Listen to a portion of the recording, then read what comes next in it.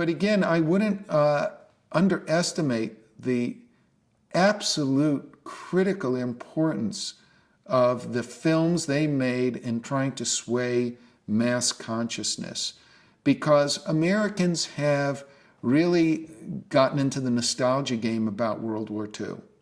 We think of World War II as the good war, a war where the forces of good and evil were plain for everyone to see, unlike Vietnam, unlike Iraq too, which are much more contentious wars.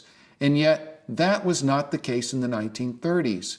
In November 1936, a Gallup poll found 95% of the American people wanted nothing to do with the European conflict. Another Gallup poll taken in July 1941, think that's just a few months before Pearl Harbor. In that poll, 79% of the American people said they wanted nothing to do with the European war, which was now almost 2 years old.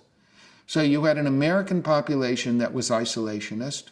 You had an American population where some people felt the Jews were responsible for what was happening to them, while others were sorry for them, but basically said, it's none of our business. And no other studio was willing to put their money on the line and say, no, this isn't the case. We need to do something as Americans. We need to preserve democracy in the rest of the world. There's a time to be an isolationist, and there's a time to be an activist. And now's the time for action.